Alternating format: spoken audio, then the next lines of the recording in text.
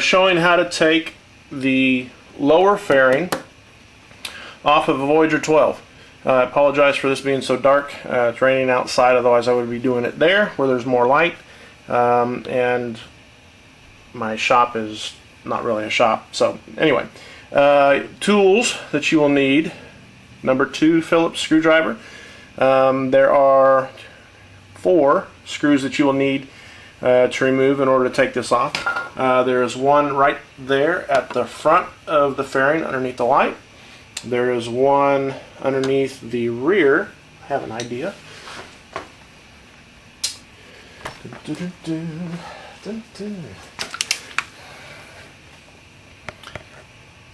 There we go. One at the rear of the fairing, right above the vent. One right below the vent, above the crash bar, and then around here on the side, right there, about where your knee would sit. They're machine screws. They come out pretty easy. If you've got a floorboard, you may need a stubby screwdriver to be able to fit down in there and get a good bite on the screw that's inside that fairing.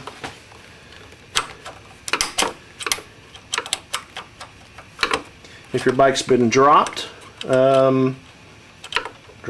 repeatedly or multiple times, there may not be any screws in this lower fairing. The pocket that the screw tightens up against or goes into in the lower fairing usually gets busted out, and the only way to attach this to the crash bar, the framework, would be to run a zip tie through the hole and out the vent, or through the hole and underneath the lower fairing.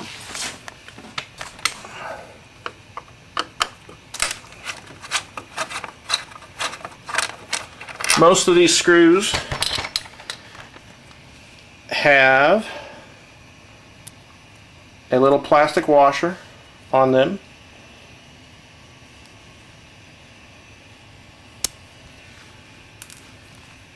My lower one did not, because at some point the screw had been lost. And as nice as it is to have all the bits and pieces, you know, a screw is better than no screw, even a screw without a plastic washer on it.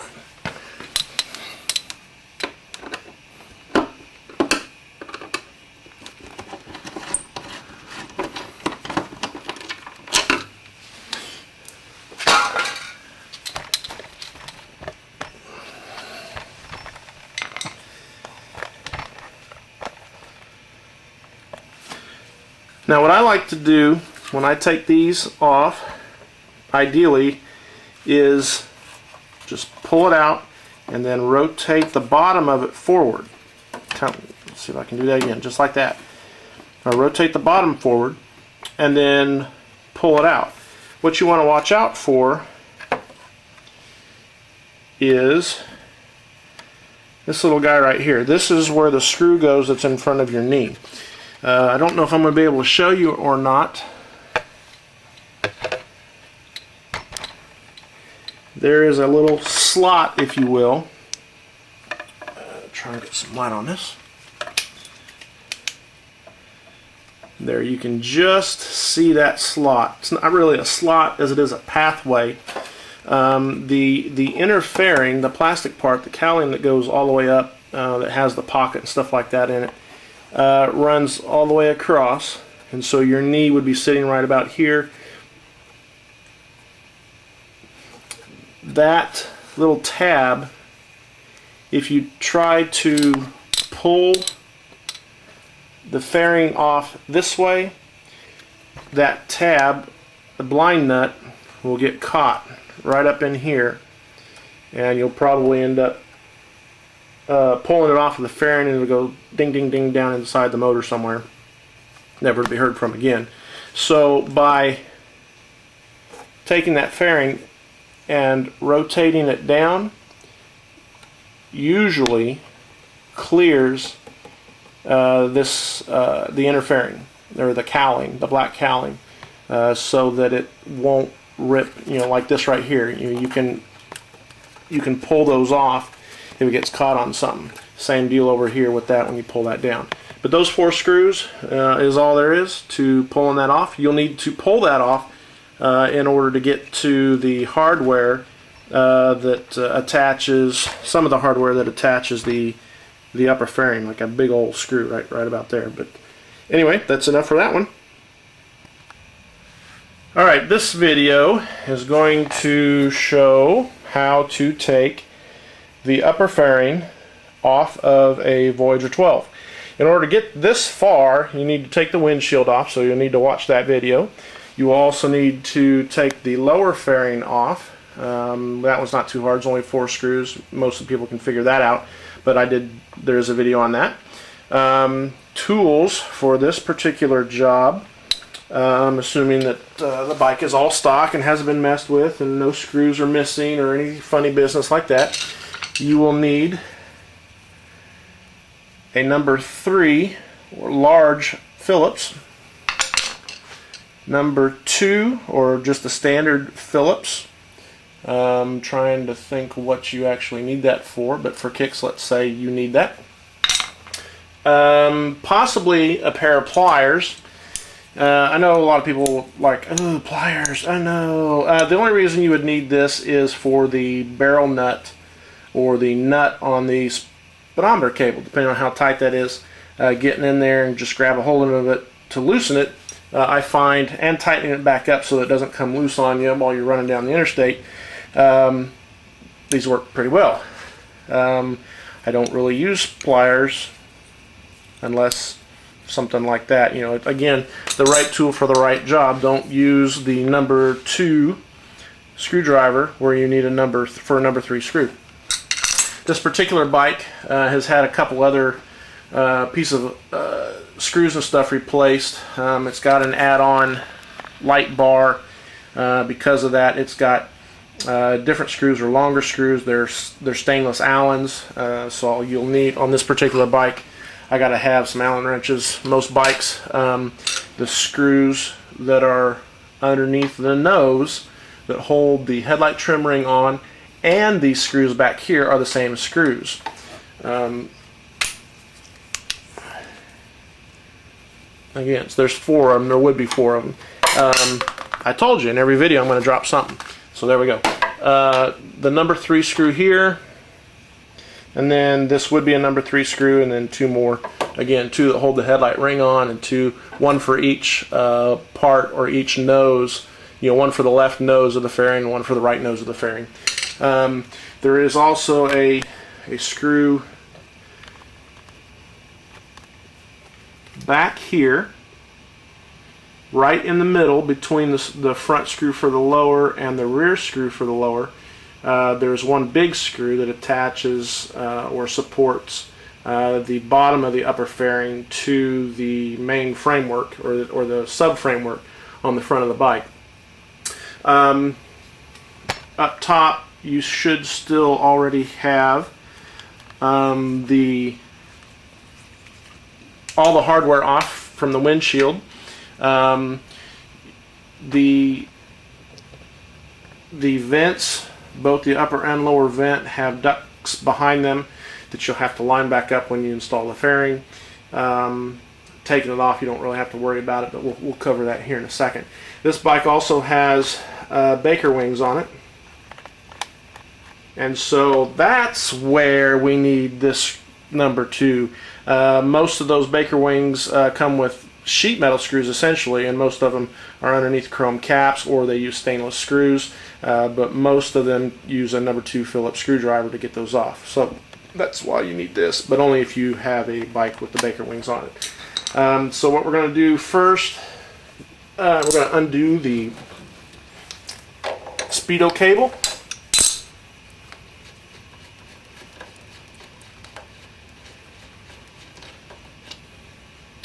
And then go ahead and just pull that out of the bracket that it sits into. While we're here,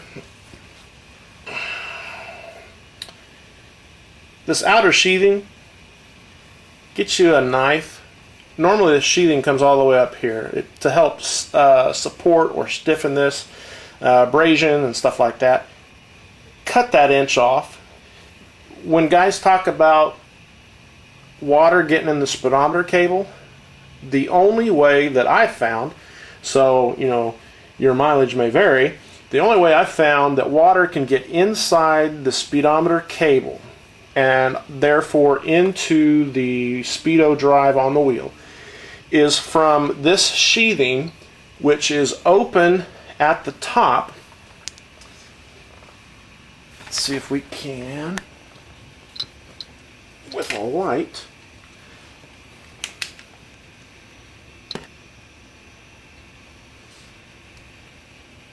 Yeah, see it right there. Right there. See how it's open? So rainwater, car wash water, blah blah blah blah water, that's the only way it can get in, is right there. So if you have this cable stock or unmodified with this sheathing all the way out here, and it does, it comes almost all the way to this. This is about as far back as you can push that nut before you bump into the sheathing on most of them. Either move the sheathing back so that this is uncovered, or cut the bottom of it off. That way the water can run right out the bottom. And if it runs out the bottom, then it won't be force fed or gravity fed. It won't sit in there like a rain gauge and then, you know, soak into between the crimped ferrule and the outer casing.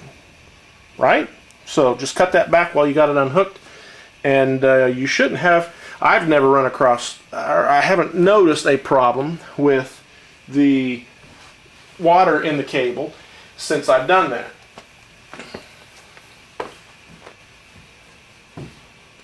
Alright, so Speedo cable is undone. Next up, I'm going to step back here, I'm going to undo the Baker wings, and then I'm going to undo that big nut, or the big screw that's right here in the center.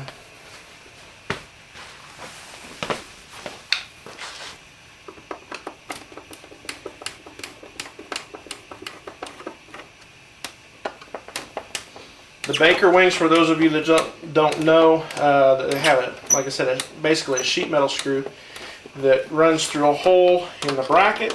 They screw into the fairing deflector, what I call a wicker for clarification purposes, through the fairing itself, and then they usually go all the way through into the plastic, the black cowling, and that's the only way they could do that. The amount of force on those deflectors at interstate speed, they've got to have a pretty good mounting system on it, and that's the only way. There's nothing else for them to screw to, so they're pretty tight sometimes, especially if they haven't been off and on. This is the main screw on the bottom of the upper fairing that's in the middle between the front lower and the rear lower. It's similar to kind of like what you saw when you took off the windshield. It's got a screw with a shouldered spacer that fits down inside a hole on the fairing, and basically just like a washer spreads the load on it.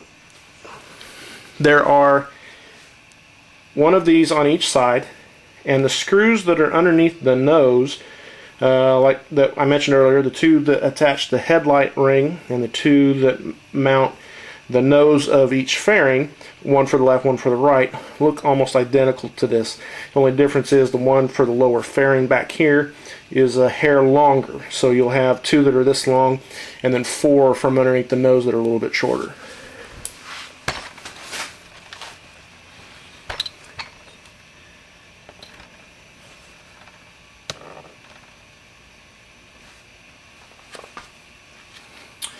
In order to take the ones out from under the nose, or right now just the headlight ring, what I do is I move the wheel.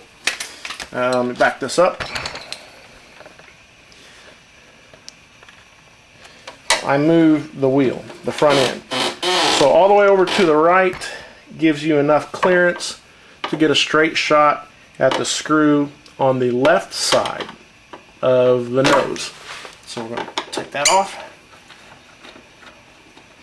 These are usually pretty tight if they've never been off. Tighter if the bike has set. I think Rick said he was into one the other day that was so tight he thought they were going to break or strip out before he got them off. Once you have those two screws out,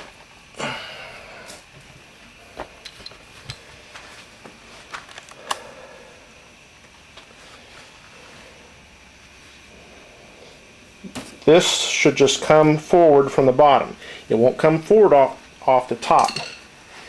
If you look right here, there's a little tab sticking up through the upper fairing. There's one on both sides. There's the other one right here.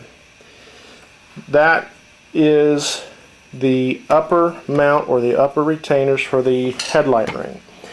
It goes in and up. So in order to clear those, you have to pull this forward, and then very carefully you have to watch. You see how it's kind of binding a little bit right in here? When I get those off, you'll see how fragile looking those tabs are. A lot of times if the bike's been dropped and the fairings hit the ground or it's been wrecked, one or both of those tabs will be missing, and then this is just floating out in the wind. But in order to keep those intact, if the bike hasn't been messed with, you want to pull this forward so they drop out and it comes almost horizontal before it comes out.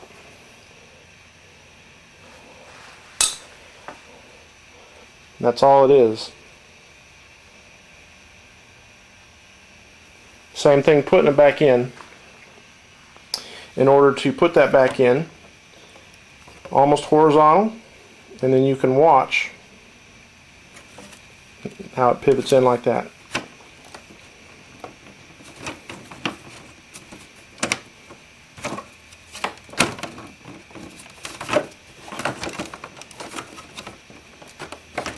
Now it's playing with me. It won't come off.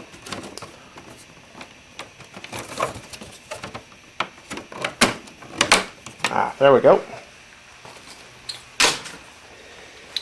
Like I said earlier, you will need all the windshield hardware off. I find an awesome holding place for all the windshield hardware is along in there.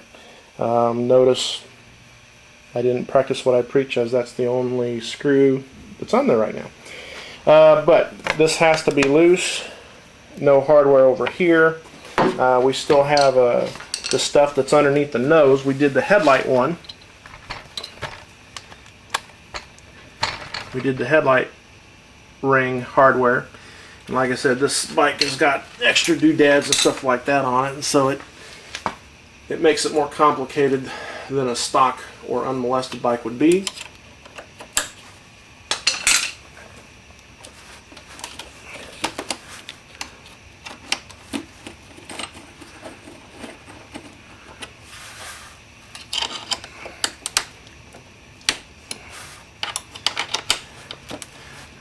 While I'm undoing this, for those, in case you're wondering, this is it's an accessory light bar. I don't know where it came from. It was on the bike when I got it. I think somebody made it. It's just a flat piece of aluminum bar stock that's had some holes drilled. It still has those little spacers, or the shouldered collars, to properly space the bodywork. And then it's got some lights, some additional lights on it. But you'll have to take those screws out. Now you can see how this is loose.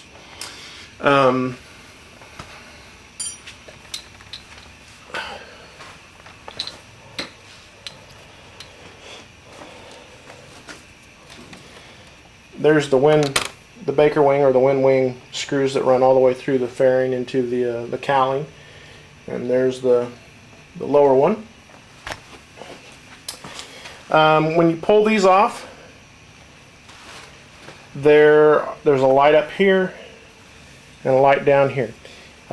Two ways you can unhook it or disconnect it from the fairing. You can either just pull pull the bulb and socket out completely and let them hang, or you can undo the wire connector. Your preference, doesn't really matter. Let's see, I don't think I can do this with... I'm going to pause this for just a second. Alright, this will be a little tough to see. But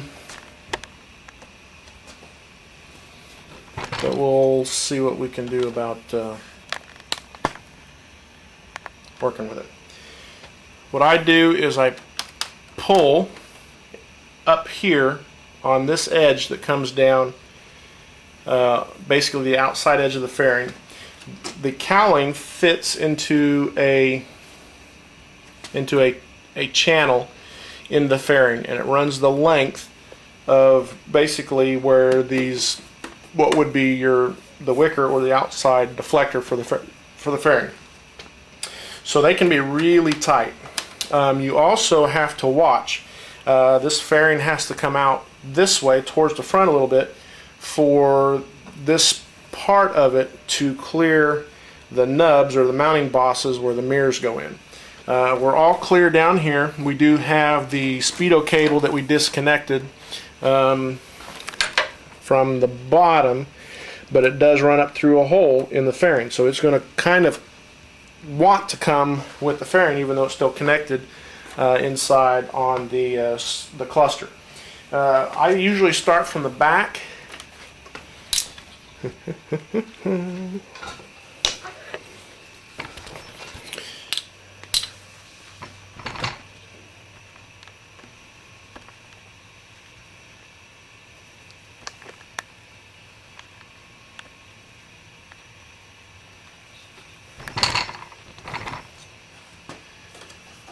Down here on the bottom, and I try and peel it away from that lower cowling, and then I move up 4 or 5 inches and then peel it away, and usually it'll come loose about like that. Then stop before you get too much farther, because again, remember the mounting bosses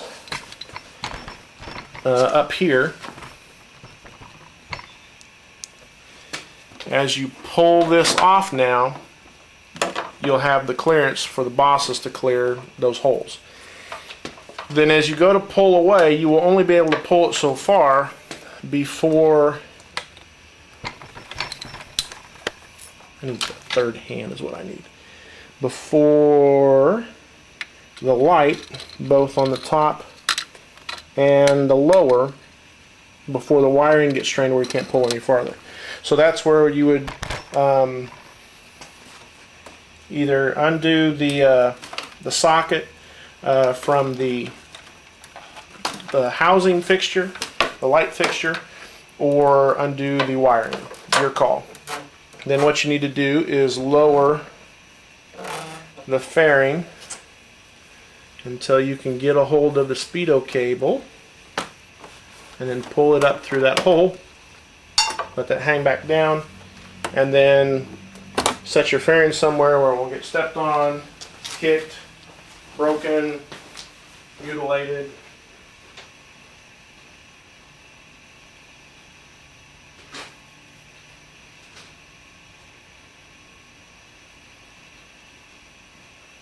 Stolen, painted, or what have you. So that's about it to get down that far. We will do some stuff that we need to do to this bike, and then we will put it back together.